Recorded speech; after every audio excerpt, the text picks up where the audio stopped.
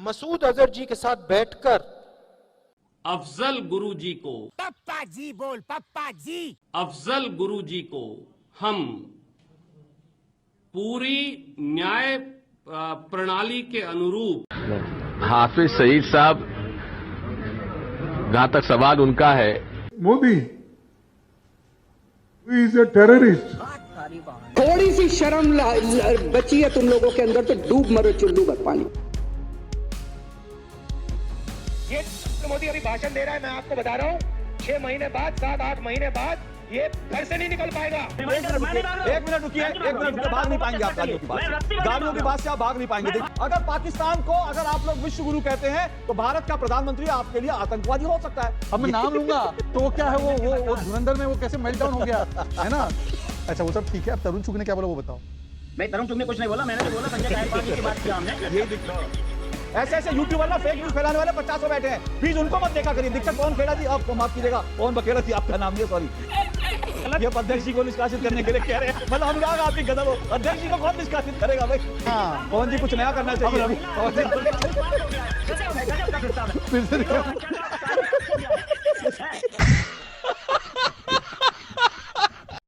तो हाँ जी, Ram Ram ji. Debate show की एक और मजेदार वीडियो में आप सभी का स्वागत है। दोस्तों आज की डिबेट वीडियो होने वाली है बीजेपी के प्रवक्ता शहजाद पूनावाला, राष्ट्रवादी न्यूज एंकर अशोक श्रीवास्तव और कांग्रेस के पवन पटेल के बीच में। दोस्तों मल्लिकार्जुन खड़गे ने प्रधानमंत्री मोदी को आतंकवादी बोला है। अब दोस्तों इसी को लेकर डिबेट है, डिबेट बहुत मजेदार होने वाली है, आप सुनो अंत तक जरूर देखना। अगर आप चैनल पर पहली बार आए हैं, चैनल को अभी तक सब्सक्राइब नहीं किया है तो चैनल को सब्सक्राइब जरूर कर लेना। चलिए दोस्तों मेन वीडियो स्टार्ट करते हैं। ये टीवी वाले भाई पिक्चर चालू करो बे। दोनों टॉप नेताओं को लेते हैं। राहुल गांधी उनकी पार्टी से टॉप नेता, हमारे यहाँ से मोदी जी।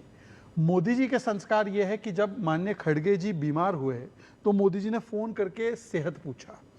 अभी खड़गे जी के पार्लियामेंट में आपने वीडियो देखी होगी, नड्डा जी ने हाथ पकड़कर, क्योंकि खड़गे जी को थोड़ा चलने में दिक्कत हो रही थी, और अब इनके नेता के संस्कार दिखाते हैं। ये जो मोदी अभी भाषण दे रहा है, मैं आपको बता रहा हूँ 6 महीने बाद, 7-8 महीने बाद ये घर से नहीं निकल पाएगा। हिंदुस्तान के युवा उसको ऐसा डंडा मारेंगे। चलिए छोटे मोटे नेताओं की बात नहीं करते, दोनों के टॉप नेताओं के मैंने बयान सुने।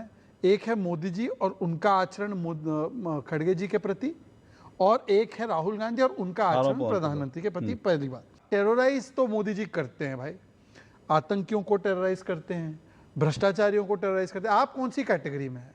और आखिरी बात मैं पूछना चाहता हूँ कि ये तो बोलते कि हमें टेररिस्ट क्यों बोलते। अरे आप टेररिस्ट के समर्थक हैं। ओसामा को ओसामा जी बोला था नहीं बोला था, हफीज को हफीज साहब बोला था नहीं बोला था, यासीन मलिक को बिरयानी खिलाई थी नहीं खिलाई थी, 26/11 के आतंकी को क्लीन चिट दिया कि नहीं दिया था।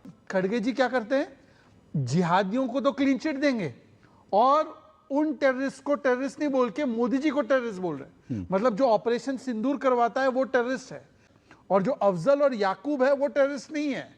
जो भारतीय जनता पार्टी करे कुछ नहीं, और कांग्रेस पार्टी करे तो बहुत बड़ा पाप हो गया, बहुत बड़ा दुख हो गया, बहुत बड़ा उसको चिंता का विषय हो गया। उसको एक मोबिलाइजेशन कर दीजिए आप, पूरे मीडिया चैनल और सब में ऐसा कर दीजिए कि पुलवामा और पहलगाम से भी खतरनाक ये जो बोल दिया है उससे बड़ा आतंकी हमला है, ऐसा घोषित कर दीजिए। क्या है, आपकी सरकार है, आपकी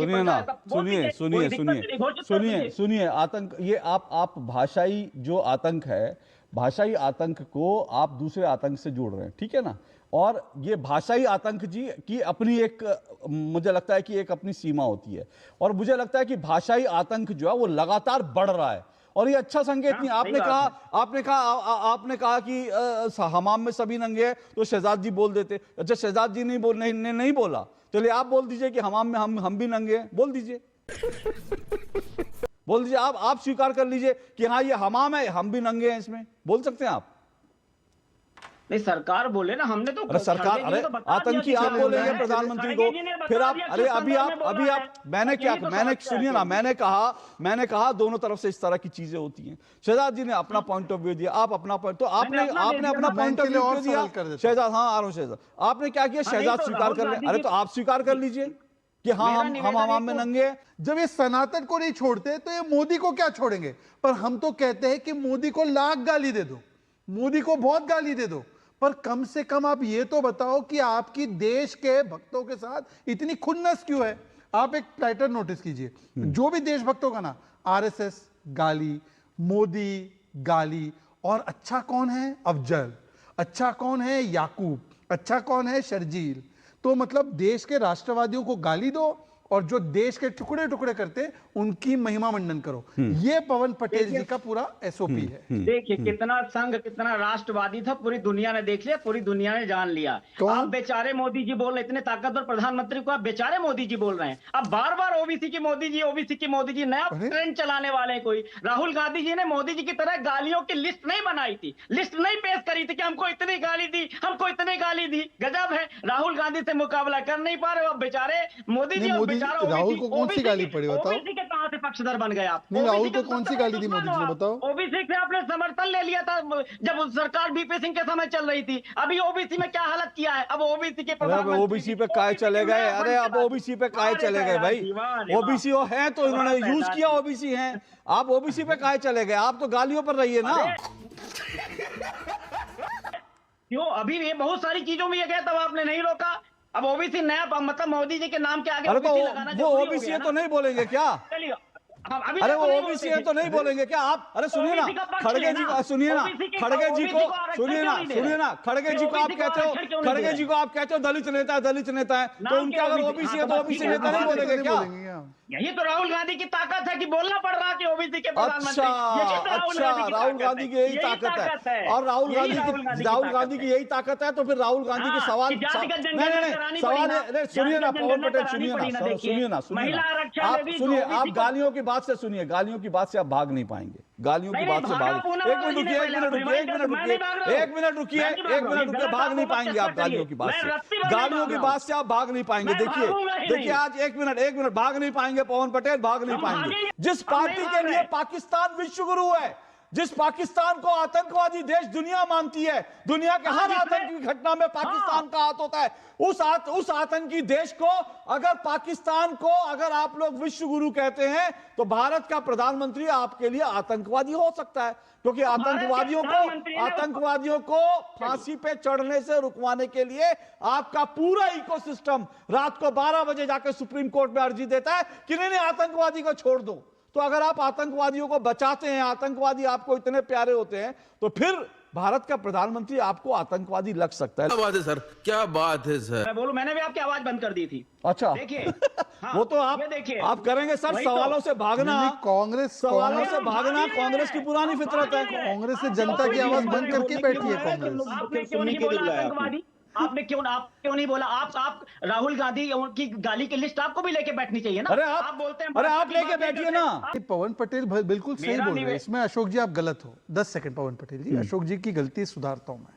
अशोक जी इतने लंबे समय से आपने देखा ही नहीं है कि इनके समय पे जो राज्यसभा टीवी में पत्रकार होते तो पाकिस्तान के पीएम को डिफेंड करते थे।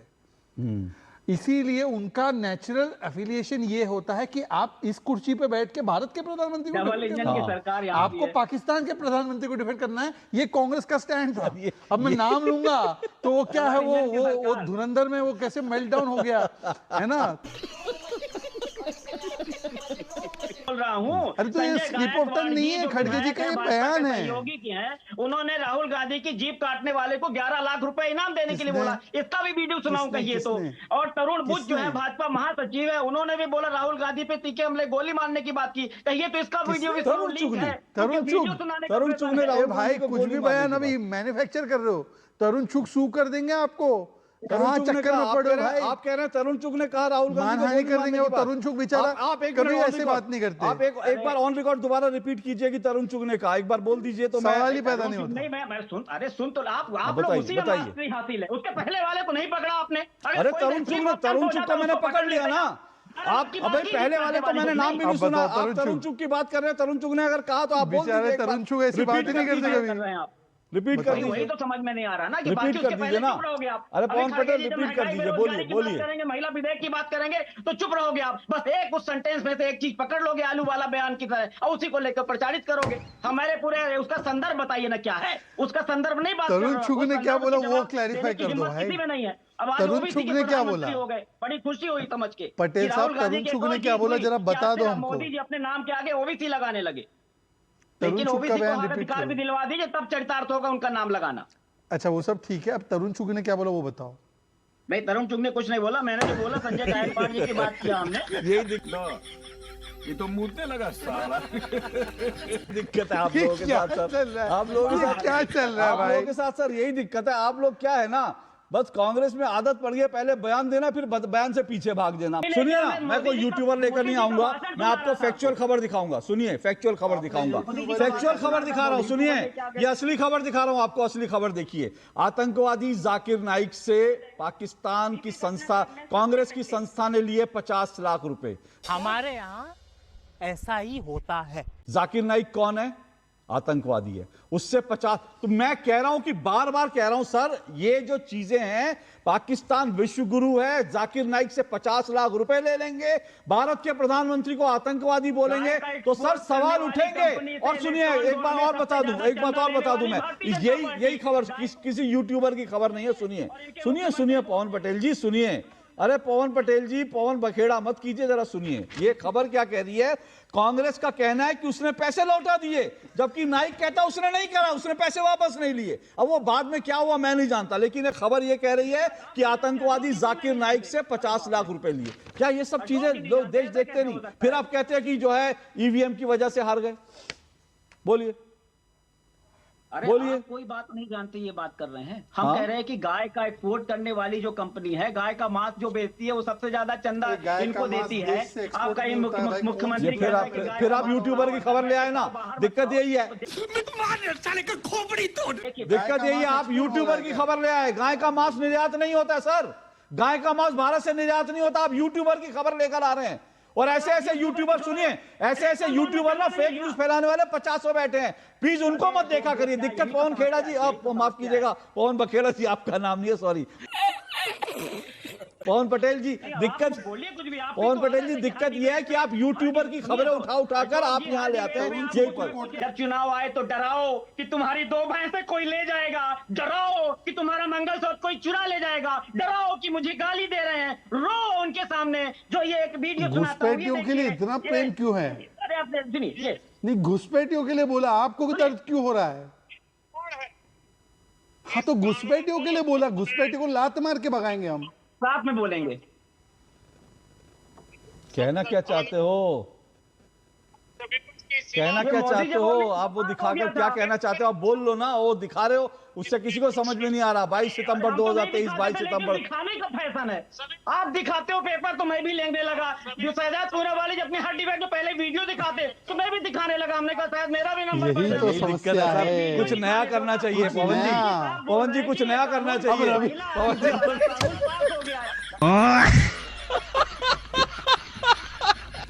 गजब का सिस्टम है। फिर से ये जो वो नया, वो दूसरा वाला वीडियो कौन सा था? पवन जी का प्रयोग करते हो तो हमने भी सच को सच दिखाने के लिए पवन जी अब यूट्यूबर के वीडियो दिखा रहे। पवन जी, मुझे ऐसा लगता है कि कांग्रेस पूरी जो है इस प्रॉब्लम में आ गई है कि किस तरह से जो उनका बिखरा हुआ या छूटा हुआ मुस्लिम वोट बैंक है, वो किसी तरह से उनके पास मोदी को गाली देने से मुस्लिम वोट बैंक थोड़ी मिल जाएगा। नहीं, कैसे मिलेगा? हाँ। कैसे मिलेगा भाई, कैसे मिलेगा? ये आपको जो भी सलाह दे रहा है, आपसे मेरी करबद्ध प्रार्थना है कि उसको पार्टी से निष्कासित कर दीजिए। गलत ये अध्यक्ष जी को निष्कासित करने के लिए कह रहे हैं, मतलब अनुराग आप भी गजब हो। अध्यक्ष जी को कौन निष्कासित करेगा भाई? खत्म, bye bye, tata, goodbye, गया। तो दोस्तों, इस वीडियो में इतना ही। अगर आपने वीडियो अंत तक देखी है तो उम्मीद करता हूँ आपको वीडियो पसंद आई होगी। वीडियो के बारे में आपकी जो भी राय है कमेंट्स करके जरूर बताएं। वीडियो को अंत तक देखने के लिए आप सभी का बहुत बहुत धन्यवाद। ऐसी मजेदार वीडियो देखने के लिए चैनल को सब्सक्राइब करना बिल्कुल ना भूलें। चलिए दोस्तों, मिलते हैं जल्द अगली वीडियो में। तब तक के लिए जय हिंद, वंदे मातरम।